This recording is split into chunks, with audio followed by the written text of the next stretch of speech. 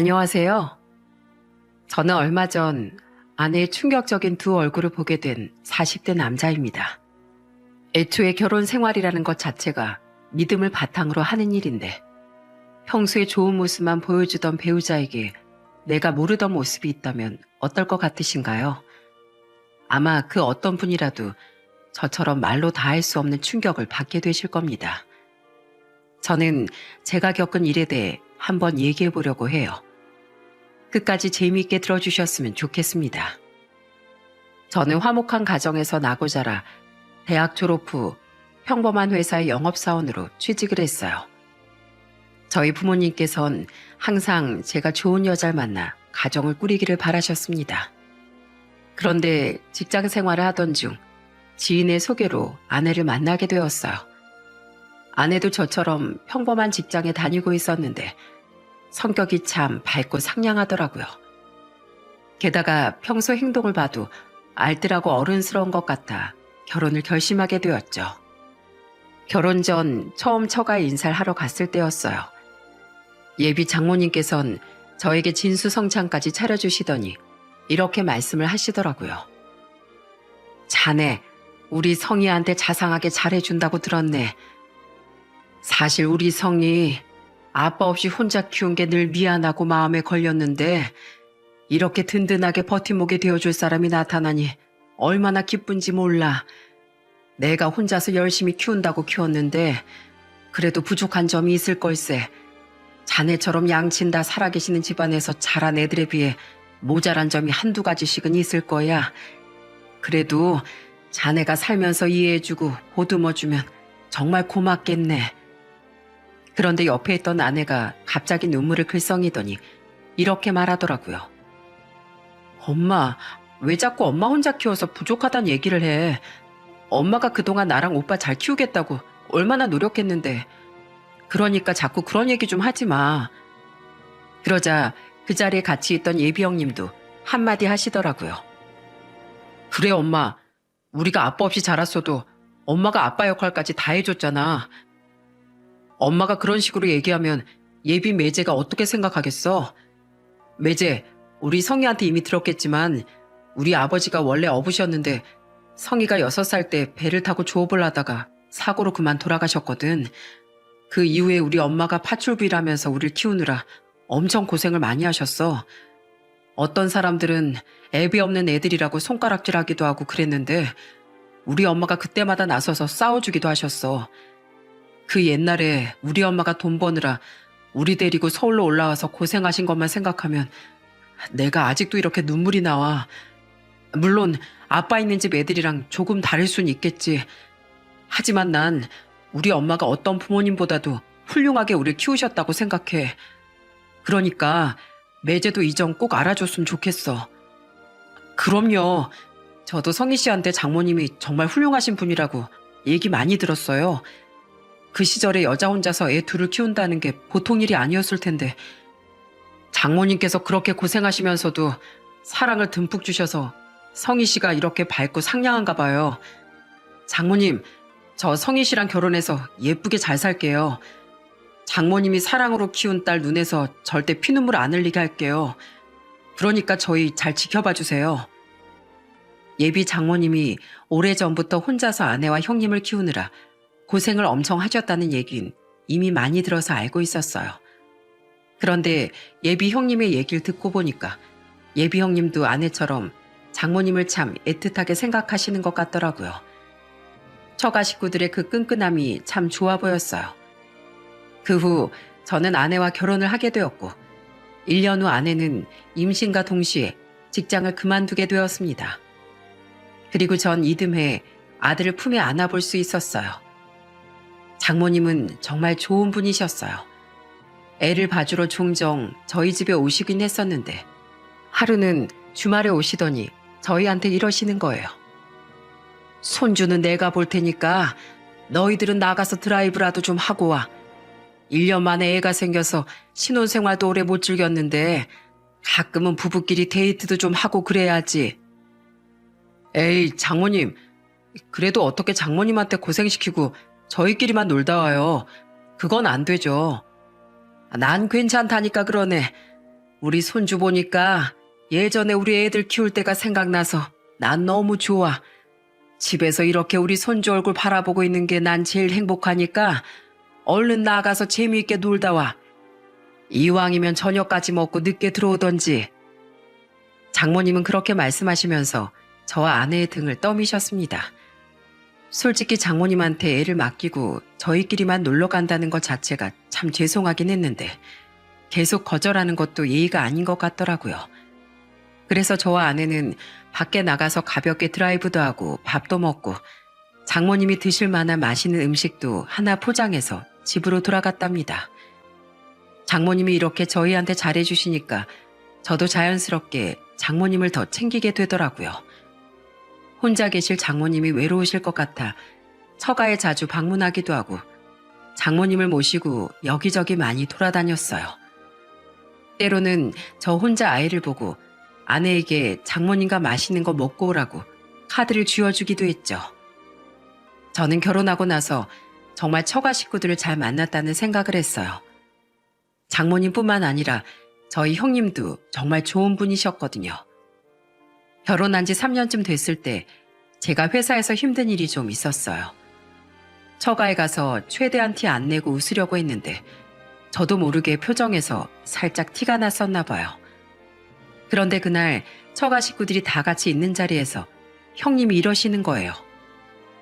매제, 우리 오늘은 남자끼리 우정을 좀 다져보는 게 어때? 성희야, 오늘 하루만 네 남편 좀 빌려주라. 얼떨결에 형님 손에 이끌려 밖으로 나갔는데 형님이 우리끼리 술이나 한잔 하자고 하더군요. 처가 근처에 있는 포장마차에 가서 소주를 한 잔씩 기울이는데 저한테 이렇게 물으시더군요. 매제, 혹시 요즘 힘든 일 있어? 장모님 앞이라고 웃으려고 노력은 한 것 같은데 얼굴에 수심이 깊어 보이는 게 뭔가가 있어 보여서 결혼하고 애까지 생기니까 가장으로서 힘든 점이 많지? 내가 같은 남자로서 매제 얘기를 제일 잘 들어줄 수 있을 것 같아서 이렇게 데리고 나온 거야. 저를 걱정해서 데리고 나왔다는 형님의 말에 너무 고맙더라고요.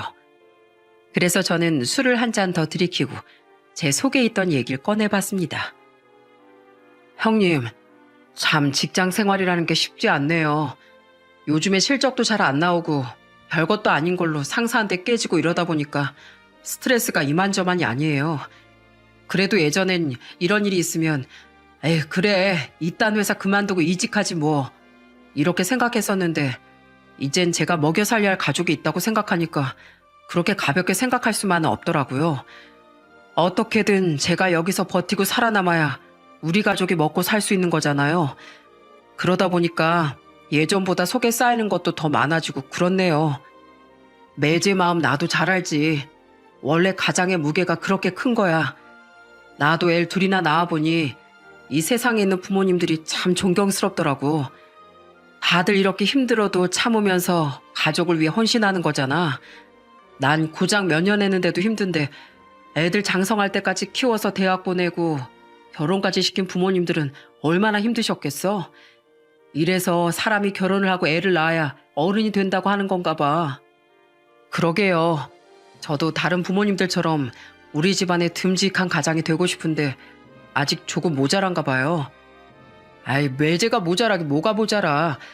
회사에서 힘든 일이 있는데도 가족들 걱정할까 봐 혼자서만 끙끙 앓고 있는 것만 봐도 충분히 듬직해 보이는데 그런데 사람이 너무 속으로만 참으면 그것도 병나는 거야. 그러니까 다음부턴 힘든 일 있으면 나한테라도 얘기해. 내가 언제든지 매제 얘기 들어줄 수 있으니까. 알았지? 형님은 그렇게 말하면서 제 어깨를 토닥거려 주시더군요. 안 그래도 아내는 애 키우느라 힘들 것 같아 얘기도 못하고 저 혼자서만 끙끙 앓고 있었거든요. 그런데 형님이 먼저 물어봐 주셔서 속 시원하게 얘기하니까 답답했던 제 가슴이 뻥 뚫리는 듯한 느낌이 들었어요. 그날 형님이랑 같이 어깨 동무까지 하고 집까지 걸어가면서 참 많이 친해졌던 것 같아요. 그 이후 저는 다시 일상으로 돌아가 더욱 힘내서 열심히 일을 했답니다. 그렇게 결혼 생활을 하던 중 이번엔 아내가 예쁜 딸을 하나 낳았어요. 그런데 아내가 혼자 애를 키우기 힘들다며 이참에 장모님을 모시고 같이 살자고 하더라고요. 안 그래도 혼자 계시는 장모님이 걱정되었는데 이참에 모시고 살면 서로 좋을 것 같아 그렇게 하기로 했답니다.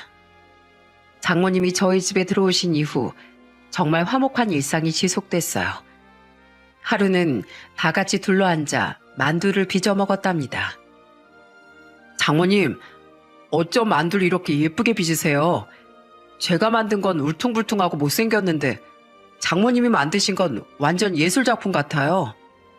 나야 만두를 한두 번 빚어본 게 아니니까 잘하는 거지. 뭐든지 여러 번 하면 다 잘하게 되어 있는 거야. 그러자 이번엔 옆에 있던 아내가 웃으며 이렇게 말하더라고요. 에이, 그건 아니다. 나도 엄마 따라서 만두 많이 빚어왔는데도 아직 예쁘게 못 만들잖아. 내가 봤을 때 우리 엄만 손재주가 타고난 것 같아. 만두뿐만 아니라 송편도 엄청 예쁘게 빚으시거든? 왜 옛말에 그런 말 있잖아. 송편을 예쁘게 빚어야 예쁜 딸을 낳는 거라고. 우리 엄마가 날 낳기 전에 송편을 엄청 예쁘게 빚으셨나 봐. 그래서 내가 이렇게 예쁘게 태어났잖아. 아이고 참나. 하여간 말은 잘해요 말은. 그날 다 같이 만든 만두로 만두국도 해먹고 정말 즐거운 시간을 보냈습니다. 둘째가 돌이 되었을 때부턴 애들을 데리고 나들이도 많이 갔다 왔어요. 봄에는 꽃 구경, 여름엔 바다 구경, 가을엔 빨갛게 지는 낙엽 구경을 하러 다녔죠. 맛있는 것도 많이 사 먹고 사진도 예쁘게 찍고 정말 행복한 나날들이었어요. 그런데 하루는 바다를 바라보며 시원한 커피를 마시고 있었는데 장모님이 이런 말씀을 하시더라고요. 우리 애들 어릴 땐 이런 것도 하나도 못 해줬었는데 내가 혼자 돈 벌어서 애 키우느라고 우리 애들한테 좋은 것도 많이 못 보여주고 재밌는 곳도 많이 못 데려가줘서 참 미안하더라고. 어린 시절이 다시 돌아오는 것도 아닌데 다른 애들은 다들 가지고 있는 추억을 우리 애들만 못 가지고 있는 거잖아. 그러자 아내가 이렇게 말하더군요. 아유 엄마, 미안할 것도 참 많다. 나 겨우 그런 것 가지고 하나도 안 서운해. 어릴 때 놀러 좀 못 다녀봤으면 어때? 다 커서 지금 신나게 잘 다니고 있잖아. 그리고 엄마야말로 다른 집 여자들은 남편이 벌어다 주는 돈 쓰면서 집에서 살림이랑 육아만 할 때 혼자 이것저것 다 하느라 그 젊은 청춘을 다 날렸잖아. 엄마가 고생한 거에 비하면 나랑 오빠는 아무것도 아니지 뭐. 오히려 엄마가 일하느라 바빠서 나랑 오빠랑 싸우지도 않고 돈독하게 잘 지내서 더 좋았는데? 그래도 부모 마음이 그게 아니야. 자식한테 늘 좋은 것만 해주고 싶고 못 해준 걸 후회하게 되는 게 부모 마음 아니겠니? 그래도 내가 자식들을 잘 키워서 이 엄마를 원망하지도 않고 고마워해주니 내가 더 고맙구나. 이렇게 예쁜 딸에 착한 사위에 사랑스러운 손주까지 얻었으니 난 정말 복받은 사람이야. 하루는 퇴근을 하고 집에 갔는데 집안이 난장판이 돼 있었던 적이 있었어요. 거실 바닥에 돗자리가 깔려있고 그 위에 밀가루 범벅이 된 저희 애들이랑 장난감들이 있는 거예요. 그런데 장모님이랑 아내는 그 모습을 보며 깔깔 웃고 있더라고요. 여보, 이게 다 뭐야? 왜 다들 밀가루를 뒤집어 쓰고 있어? 아, 애들이랑 밀가루 놀이 좀 했어. 잠깐만 하고 치우려고 했는데 애들이 너무 좋아해서 당신 올 시간 된 줄도 모르고 계속 놀았지 뭐야? 뭐야, 그렇게 재미있는 놀이 할 거면 나도 껴줘야지. 조금만 기다려봐. 나도 옷 갈아입고 얼른 나올게. 잠시 후 저는 후딱 옷을 갈아입고 나와 애들이랑 같이 밀가루를 가지고 놀았어요. 장모님이랑 아내도 서로의 얼굴에 밀가루를 묻히며 즐거워하더라고요. 애들도 재밌어서 까르르 웃고 하다 보니 집안이 더러워지는 건 신경 쓰이지도 않더라고요. 그렇게 한참을 놀다가 아내는 애들을 씻기러 들어가고 저는 거실에 어질러진 것들을 치우기 시작했어요. 그런데 장모님은 저를 말리면서 이렇게 말씀하시더군요. 박서방, 회사에서 힘들게 일하고 와서 피곤할 텐데 들어가서 어서 옷 갈아입고 씻어. 여긴 내가 다 치울게. 네? 에이, 저도 같이 놀았는데 같이 치워야죠. 장모님이야말로 애들이랑 하루 종일 놀아주시느라 피곤하실 텐데 먼저 씻고 쉬세요. 난 괜찮대도 그러네. 그러면 내가 청소기로 싹 빨아드릴 테니까 박서방은 걸레로 한 번씩만 좀 닦아주게. 결국 저는 장모님이랑 같이 뒷정리를 하고 애들 목욕을 끝내고 나온 아내와 함께 저녁 준비도 같이 했답니다. 집 안에서 어른들끼리 이렇게 사이가 좋다 보니 저희 애들도 항상 깔깔거리며 웃는 게 일상이었어요. 그렇게 결혼 생활한 지도 10년이 흘렀습니다. 어느 날 퇴근하고 집에 갔더니 아내가 저한테 이러는 거예요. 여보, 나 이번에 탁구 동호회 한번 들어가 볼까 하는데 어때? 나 아는 언니가 탁구 동호회라는데 살도 진짜 잘 빠지고 엄청 재밌대. 나 원래 운동하는 거 좋아하잖아. 애들 키우느라 예전에 좋아하던 수영도 못 간 지 오래됐는데 이참에 새롭게 탁구나 한번 배워보려고. 이제 첫째도 초등학생이고 둘째도 유치원에 다니니 아내에게도 취미생활 정도는 할 시간이 필요하겠다 싶더라고요. 그래서 전 열심히 다녀보라고 얘기했습니다. 그 후 아내는 일주일에 2~3번씩 탁구를 치러 다녀오곤 했어요. 확실히 사람이 운동을 하니까 얼굴에 생기가 점점 돌고 혈색도 좋아지는 것 같더라고요. 장모님도 아내가 운동을 하러 다니는 걸 좋아하셨어요. 원래 한 살이라도 젊을 때 운동에 취미 붙이는 게 좋은 거야. 젊을 때 운동을 해놔야 나이 들어서도 덜 고생하거든. 와이프가 운동하러 이렇게 자주 다닌다고 하면 싫어하는 남편들도 많을 텐데 그래도 박서방 자네가 이해를 해주니까 내가 참 고맙구만. 그런데 하루는 아내가 예쁜 원핏을 하나 사서 입고 보여주더니 저한테 이러는 거예요. 여보, 나 진짜 날씬해지지 않았어? 나 2달 만에 몇 킬로 빠졌는지 알아? 7킬로나 빠졌다, 7킬로? 예전엔 뱃살이 튀어나와서 이런 예쁜 옷도 못 입었는데 이젠 이런 거 입어도 잘 어울리지? 우리 둘째 유치원 엄마들도 나보고 날씬하다면서 엄청 부러워해. 아내는 한참 동안이나 거울을 보면서 즐거워하더라고요. 기분 좋아 보이는 아내의 모습에 저도 덩달아 뿌듯해졌답니다.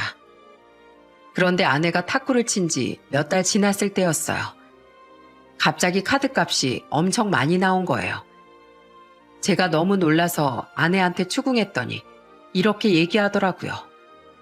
아, 그거 탁구 동호회에서 친해진 언니들이랑 밥 먹으러 자주 다녀서 그래. 다들 성격이 잘 맞아서 자주 모이거든. 뭐라고? 이게 다 밥값이라고? 그럼 이 백화점에서 긁은 건 뭔데? 당신 저번에 보니까 못 보던 가방도 들고 있던데 그거 백화점에서 산 거 아니야? 맞아. 왜? 나는 가방 같은 거 사면 안 돼? 여태까지 아끼면서 알뜰하게 잘 살았으면 이젠 좀 사도 되잖아. 그리고 어릴 때야 싸구려 가방 들고 다녀도 상관없지만 나이 들어서까지 싸구려 들고 다니면 사람이 되게 없어 보여. 뭐?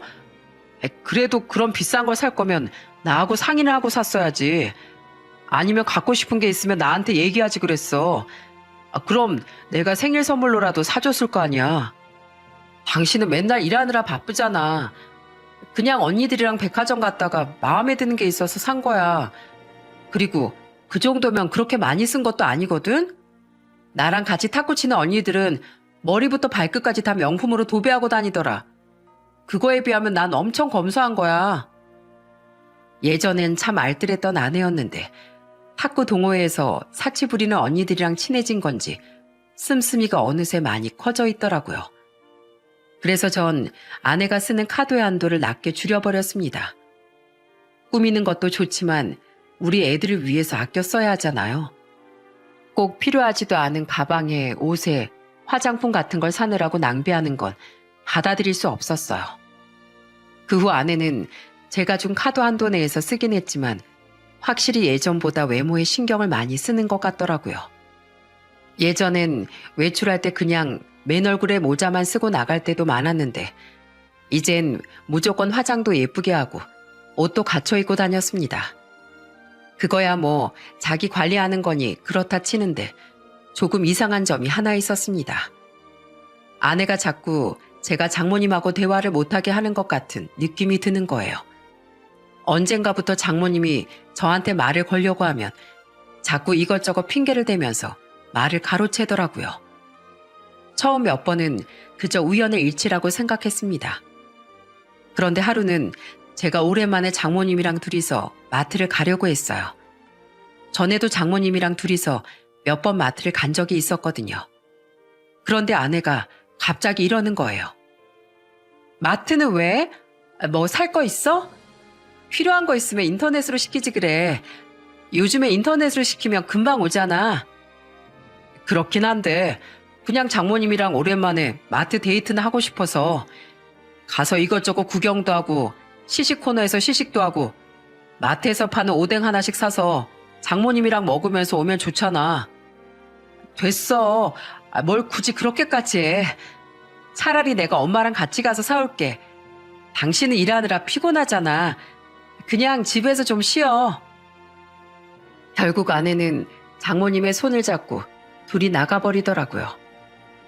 그 이후에도 자꾸 저만 빼고 장모님이랑 둘만 외출하고 다 같이 대화를 할 때도 자꾸 저를 왕따시키는 듯한 느낌이 들었습니다. 그래서 저는 하루 날 잡고 아내에게 이렇게 물었습니다.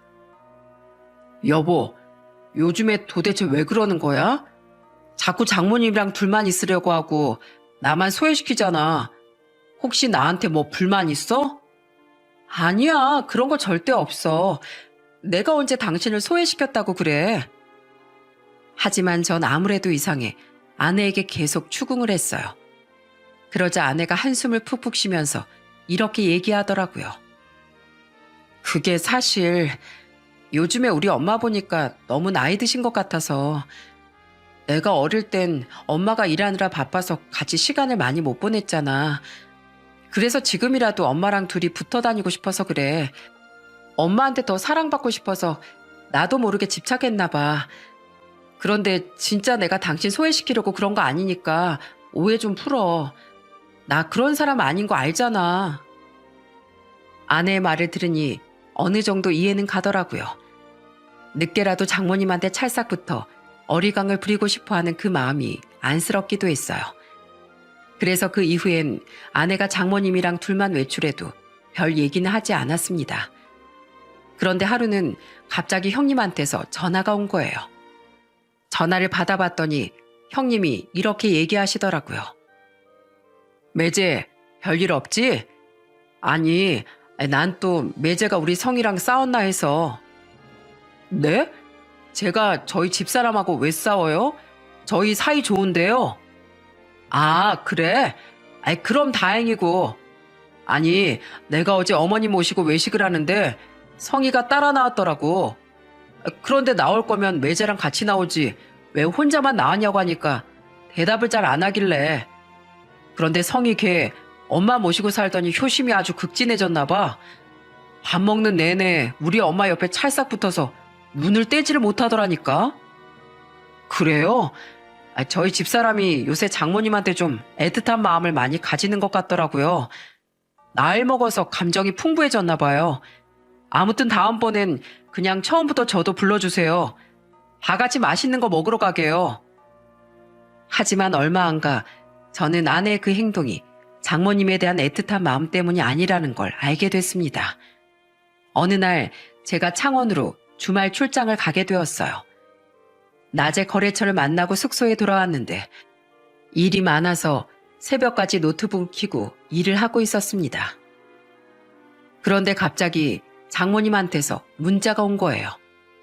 그 문자 내용을 본 전 정말 깜짝 놀라고 말았습니다.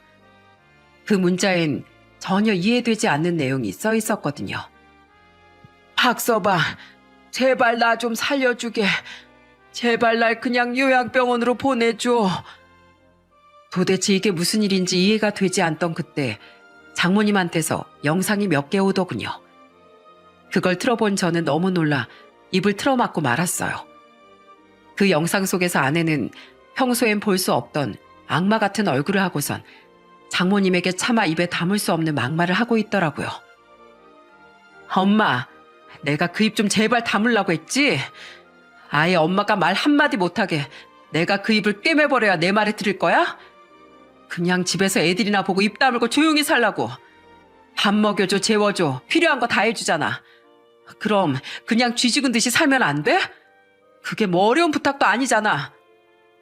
그러자 장모님은 풀이 잔뜩 죽은 목소리로 이렇게 말하시더군요. 내가 잘못했다. 다신 내 박서방한테 먼저 말 걸지 않으마. 그런데 정말 박서방한테 다른 얘기하려던 거 아니었어.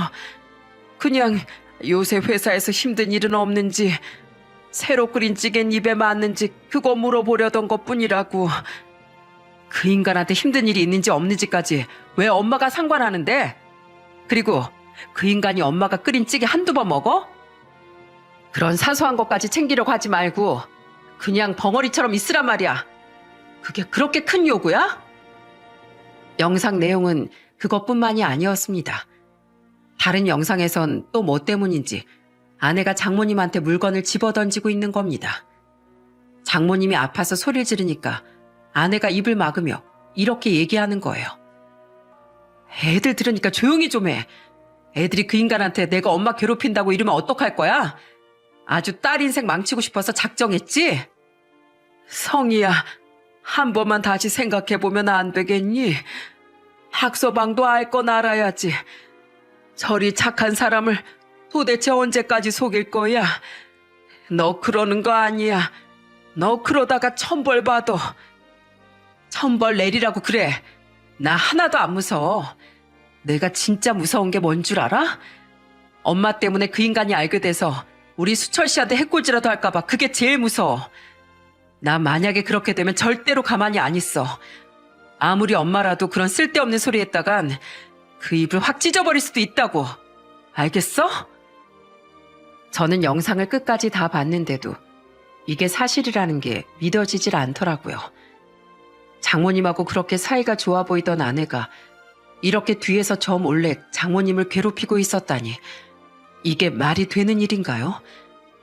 게다가 수철 씨라니.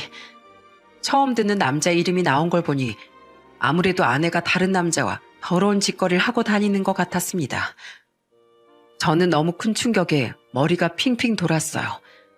하지만 일단 장모님을 구해야겠다는 생각에 장모님께 답장을 보냈습니다. 장모님, 지금 당장 집에서 나와서 형님 집으로 가세요. 제가 형님한테 미리 말씀드려 놓을게요. 그리고 형님한테도 전화해 자세한 얘기는 할 수 없지만 일단 장모님을 맡아달라고 했습니다. 그리고 저는 회사의 사정을 얘기하고 바로 차를 끌고 형님 댁으로 올라갔어요. 몇 시간을 달려 형님 댁에 도착해보니 장모님이 잠도 안 주무시고 벌벌 떨고 계시더라고요. 저는 장모님의 손을 잡아드리며 그동안 무슨 일이 있었던 건지 사실대로 다 얘기해달라고 했습니다. 잠시 후 장모님의 입에서 나온 얘기들은 정말 충격 그 자체였어요. 박서방, 내가 정말 미안하네. 우리 성희가 자네를 속이고 딴 놈이랑 바람까지 났는데 장모라는 인간이 그 사실을 자네한테 말해주지도 못했어. 박서방, 나 우리 성희가 너무 무섭네. 그 상간남이랑 더러운 문자들을 주고받는 걸 내 우연히 보게 됐는데 그날 이후로 자네한테 입도 뻥끗 못하게 날 철저히 단속시키더라고. 자네한테 아예 말도 못 걸게 하고 화장실 가는 것까지 다 감시했어. 내가 제발 그 남자 정리하고 정신 차리라고 잔소리라도 한마디 하면 온갖 욕이란 욕은 다 하면서 날 쥐잡듯이 잡더라고. 그런데 내가 정말 소름 돋았던 게 뭔 줄 아나? 나랑 둘이 있을 땐 그렇게 하면서 애들이나 자네가 있을 땐 180도 변해서 나한테 엄청 잘해주는 거야. 나 우리 성희한테 그런 두 얼굴이 있는 줄은 정말 몰랐네. 착하게만 키웠다고 생각했는데 내가 아주 악마를 길렀어. 악마를. 장모님, 그게 다 사실이에요? 정말 그 영상에 나오는 것처럼 그 사람이 장모님을 계속 괴롭혔다고요? 어쩐지 계속 저랑 장모님이랑 멀어지게 만들고 저만 소외시키는 것 같다는 느낌이 들었어요. 그래서 한번 얘기를 해봤는데 장모님이랑 어릴 때 시간을 같이 못 보낸 게 너무 아쉬워서 그런 거라고 하더라고요.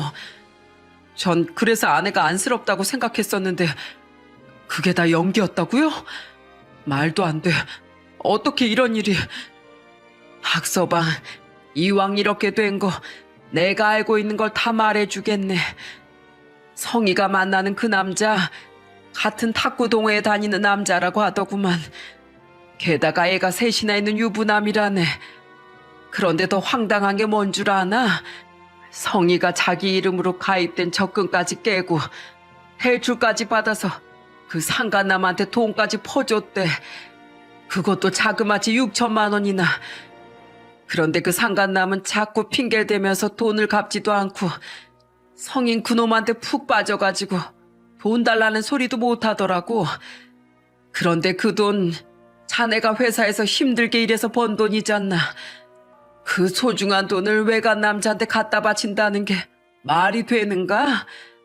그래서 내가 작정하고 그 상간남의 연락처를 알아내서 문자를 하나 보냈어. 나 안성이 엄마 되는 사람인데 그거 내 사이가 번 돈이니까 빌려간 돈 내놓고 내 딸이랑은 헤어지라고. 그런데 그 문자 하나 때문에 어떻게 됐는 줄 아는가? 장모님은 거기까지 말하고선 서럽게 우시더라고요. 저는 장모님의 손을 붙잡으며 이렇게 말했습니다. 장모님, 괜찮아요. 이제부턴 제가 지켜드릴 테니까 다 사실대로 얘기하셔도 돼요. 그래서 어떻게 됐는데요? 그 상간남이 돈을 못 주겠대요? 돈도 못 주고 우리 성희한텐 헤어지자고 했다더라고. 성희가 매달리니까 박서방 자네한테 다 일러버리겠다고 협박까지 했대. 그 못된 놈, 지도 나쁜 짓 똑같이 해놓고 적반하장으로 나온 거야. 그런데 성인 나 때문에 그놈이랑 헤어졌다면서 그때부터 나한테 더 심하게 대하지 뭔가. 나 자네가 출근할 때마다 가슴이 아주 철렁했어. 자네가 내 눈앞에서 사라지면 나한텐 지옥이 시작됐거든. 내가 어떻게든 자네한테 알려보려고 했는데 성희 걔가 내가 핸드폰만 만지작했다면 눈에 불을 켜고 화를 내서 어쩔 수가 없었다네. 그나마 이 영상 몇 개 찍은 것도 내가 내 딸한테 죽을 각오까지 하고 겨우 몰래 찍은 거야. 그나마 오늘은 성희가 코까지 골면서 잠에 푹 들었길래 내가 용기 내서 술 한잔 마시고 자네한테 문자를 보낸 거라네.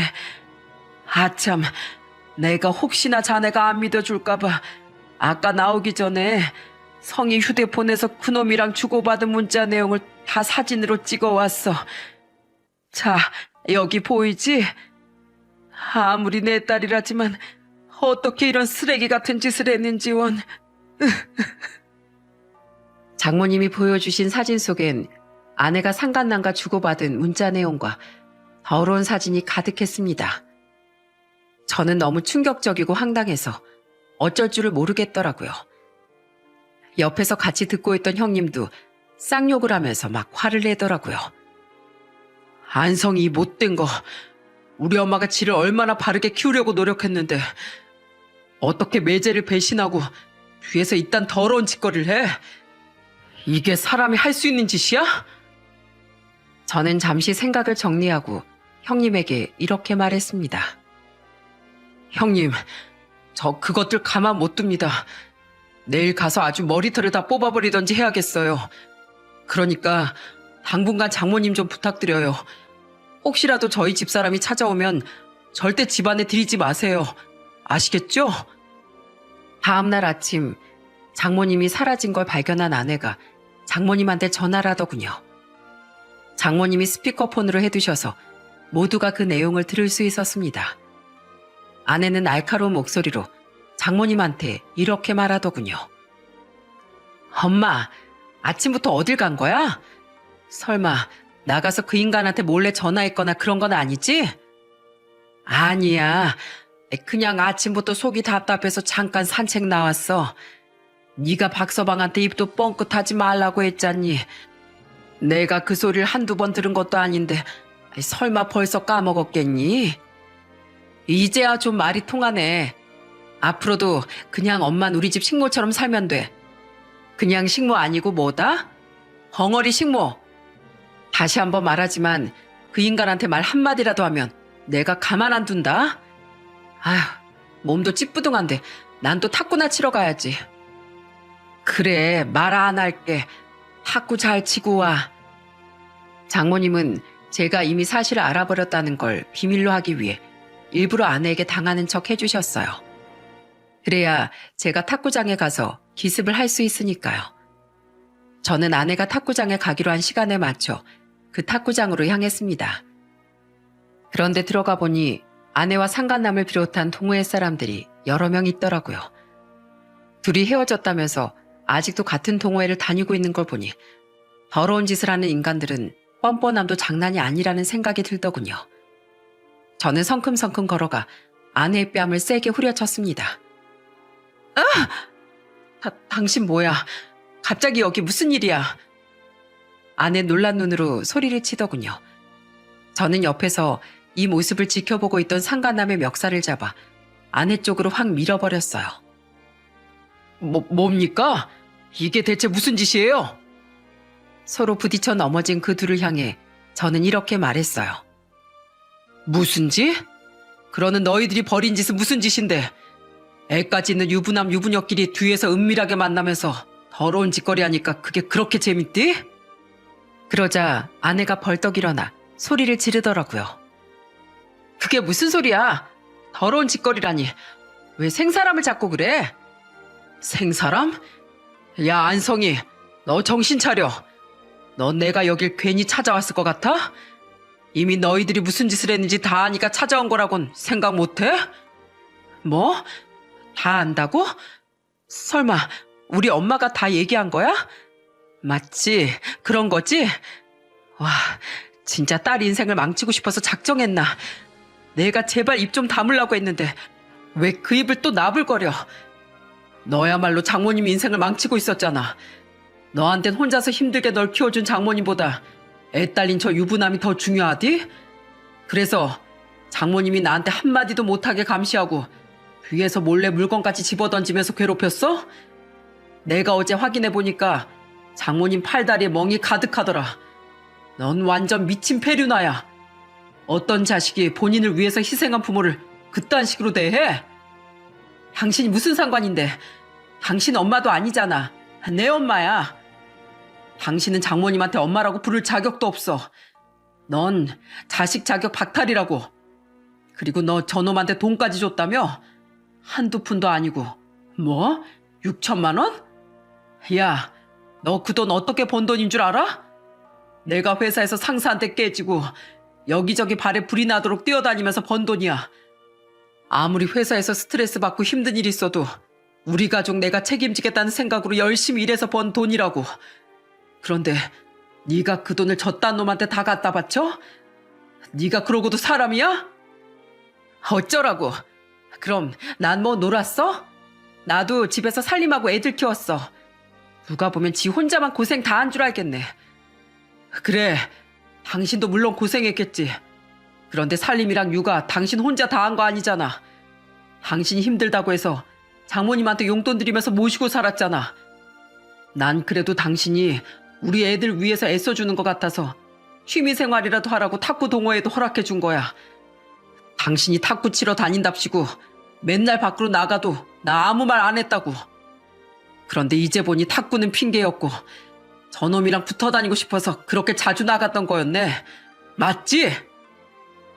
그런데 그때 몰려들어 지켜보고 있던 동호회 사람들이 하나둘씩 욕을 하기 시작했습니다. 뭐야? 둘이 그렇고 그런 사이였어? 어쩐지 저번에 회식 때도 둘이 자꾸 자리 비우는 거 몇 번 내가 봤다고 했지? 그땐 그냥 우연의 일치인 줄 알았는데 이제 보니 아니었네. 야, 이 더러운 것들아. 너희 같은 것들 때문에 동호회 이미지가 안 좋아지는 거 아니야? 우리 남편도 어디서 동호회가 불륜의 장이라는 말을 듣고 와선 나더러 동호회 나가지 말라더라. 이게 다 너희들 같은 것들 때문이잖아. 내 말이 난 순수하게 탁구만 치러 온 건데 같이 탁구 치던 인간들이 이런 더러운 짓거리를 하고 있을 줄은 몰랐네. 아주 미꾸라지 2마리가 물을 후려놔도 너무 후려놨어. 그러자 이번엔 상간남이 저한테 이러는 겁니다. 저기요, 제가 그쪽 아내분이랑 잠깐 가까운 사이였던 거 맞는데 지금은 헤어졌으니까 그만하시죠.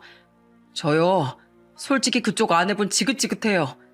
집착이 얼마나 심한지 아주 피가 바짝바짝 마르는 줄 알았다고요. 이제 다 끝난 사이니까 없던 일로 하고 그냥 넘어갑시다.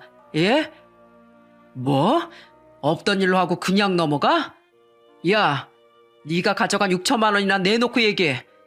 유부녀 꼬셔서 돈까지 뜯어낸 주제 왜 이렇게 고개를 쳐두고 당당히 얘기해? 너 애가 셋이나 있다며? 넌 네 애들한테 미안하지도 않디? 집구석에 들어가면 아빠 왔다고 좋다고 달려들 텐데 정작 넌 밖에서 다른 여자랑 더러운 짓거리나 하고 돌아다녔잖아. 그 더러운 손으로 애들 안아주고 놀아줄 때 넌 죄책감도 안 들었냐? 하긴 애초에 죄책감이 들 만큼 양심 있는 인간들이었다면 이런 짓거리도 안 했겠지. 내가 너네 집에 알리고 상간남 소송도 걸어버릴 거야. 너 아주 위자료도 뜯기고 이혼까지 당할 준비해. 아니, 저기요. 그건 너무 심하잖아요. 꼭 그렇게까지 해야겠어요? 너무 심하다고? 그래, 생각해보니 심한 것 같긴 하네. 아무리 잘못을 저지른 인간이어도 기회를 한 번은 줘야지. 야, 너 저 여자한테 뜯어간 6천만 원 오늘 안에 다 뱉어내. 그럼 내가 너네 집에도 안 알리고 상간남 소송도 없이 깔끔하게 넘어갈게. 어때? 이 정도면 꽤 괜찮은 거래 아니야? 알겠어요. 그렇게 하면 되잖아요. 그러니까 약속은 꼭 지켜주시는 겁니다.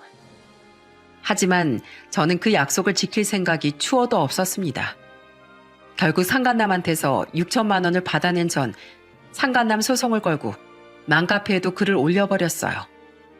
상간남의 아내도 애가 셋이라고 했으니 맘카페를 자주 들여다볼 거라고 생각했거든요.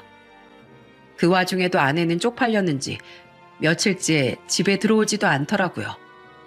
그런데 얼마 후 상간남은 저에게 전화를 해서 난리를 치더군요. 야, 너 내가 돈 돌려주면 비밀로 하겠다며. 약속도 해놓고 이게 무슨 짓이야? 너 때문에 우리 집사람이랑 처가 식구들까지 다 알아버렸잖아. 상간남 소송도 안 한다며. 비겁하게 왜 한 입으로 2마리야? 야, 이 버러지 같은 자식아. 넌 아주 양심을 반 말아먹었구나. 네가 나한테 돌려준 6천만 원 원래 내 돈이야. 당연히 내가 받아야 되는 돈이라고. 그리고 사람이 잘못을 했으면 벌을 받아야지. 2 가정을 속여놓고 뻔뻔하게 아무 일도 없이 지나갈 줄 알았어? 그리고 혹시라도 네가 또 다른 유부녀한테 찝쩍거릴 수도 있는데 같은 지역 사람들한테 조심하라고 경고는 해줘야지. 그래야 또 다른 피해자가 안 생길 거 아니야. 안 그래? 뭐라고? 피해자?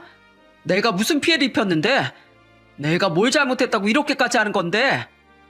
사람이 양심이 없으면 대가리라도 있던가. 네가 뭘 잘못했는지 모르는 거 보니까 아주 인성만 썩은 게 아니라 뇌까지 썩은 것 같다. 야, 난 해야 할 일을 했을 뿐이니까 너도 네가 지은 죄에 대한 대가는 달게 받아. 알겠어? 저는 그렇게 말하고선 전화를 확 끊어버렸어요. 그리고 주말이 되어 저는 장모님이 걱정되는 마음에 애들을 데리고 형님 댁으로 갔습니다. 다행히 형님 내외가 잘 돌봐주셔서 장모님 얼굴이 한결 편안해 보이더라고요. 장모님은 이제야 사는 것 같다며 그동안 제 아내 때문에 괴로웠던 일들은 떠올리고 싶지도 않다고 하시더라고요. 그런데 형님 댁에서 다 같이 배달 음식을 기다리던 도중 갑자기 초인종이 울렸어요. 배달 음식이 온 줄 알고 처조카가 달려가 현관문을 열었는데 그 앞엔 아내가 씩씩거리며 서 있더라고요. 아내는 모여있는 저희를 보고 이렇게 말하더군요. 뭐야, 엄마 잡으러 온 건데 여기에 다 모여 있었네? 그러더니 갑자기 장모님한테 소리를 지르더라고요. 이게 다 엄마 때문이잖아. 엄마가 저 인간한테 다 일러 바쳐서 이렇게 된 거잖아. 이제 어떡할 거야. 내가 수철씨 마음 돌려보려고 얼마나 애쓰고 있었는데 이제 나 때문에 상간남 소송당하고 이혼까지 당하게 생겼다면서 나보고 영원히 끝내자고 하잖아. 엄마, 진짜 내 인생 망치고 싶어서 안 달랐어? 내가 제발 조용히 있어달라고 한 게 그렇게 어려운 부탁이야? 왜 사람을 이렇게 불행하게 만드냐고. 아내는 마구 발악을 하면서 장모님한테 달려들었습니다. 하지만 저와 형님이 아내의 몸을 붙잡아 세웠어요. 형님은 아내의 어깨를 마구 흔들면서 이렇게 소리치시더라고요.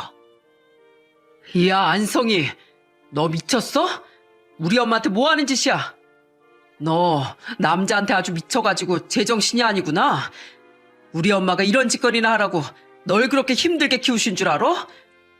너 같은 건 우리 엄마 따라할 자격도 없어. 다신 우리 엄마 찾아오지 마. 알겠어? 비켜. 난 엄마하고 얘기할 거야. 오빠 상관하지 말라고. 아내는 그렇게 말하면서 계속 장모님한테 달려들려고 발악을 하더군요. 저는 그런 아내의 앞을 막아서면서 이렇게 말했습니다. 야, 잘못은 네가 해놓고 왜 장모님 탓이야? 네가 이렇게 쓰레기 같은 여자인 줄도 모르고 여태까지 우리 애들 네 밑에서 키웠다니 내가 아주 복장이 터진다. 복장이 터져. 너 형님 말 못 들었어?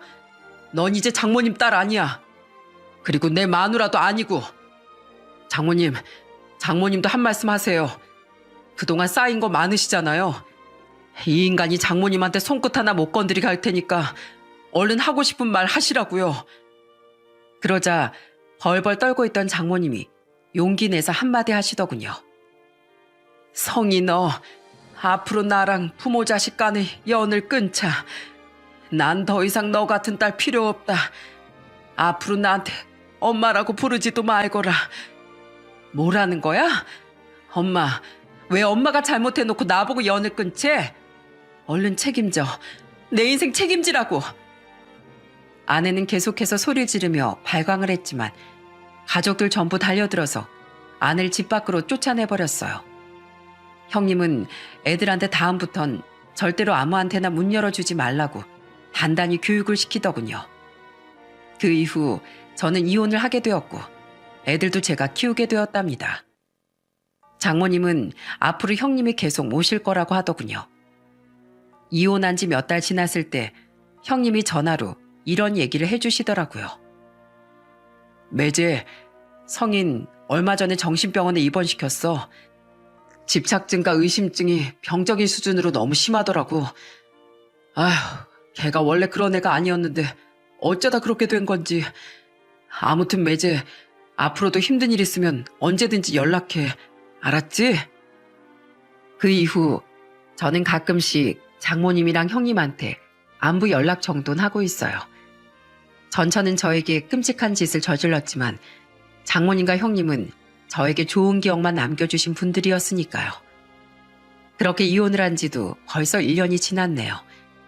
전처는 정신병원에서 퇴원을 했고 지난달부터는 면접 교섭권이 발동돼 애들 전처에게 처음 만나게 해주었어요. 저한테 전화해서 애들이 너무 보고 싶다고 울더라고요.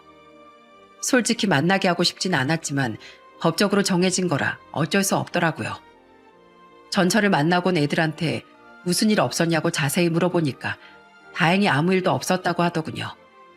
그래도 당분간은 조심하고 좀 지켜보려고요. 유부남 유부녀들 사이에서 동호회가 불륜의 장이라고 하더라고요. 등산이며 자전거며 볼링이며 취미생활을 하러 가선 왜 그런 짓거리를 하는지 정말 이해가 가지 않습니다. 제발 한순간의 쾌락에 취해 더러운 행동을 하기 전에 지켜야 될 소중한 가정이 있다는 걸 생각하고 행동했으면 좋겠어요. 여러분, 저의 충격적인 이야기를 끝까지 들어주셔서 정말 감사해요. 오늘 하루도 웃음 가득한 하루 보내시길 바랍니다.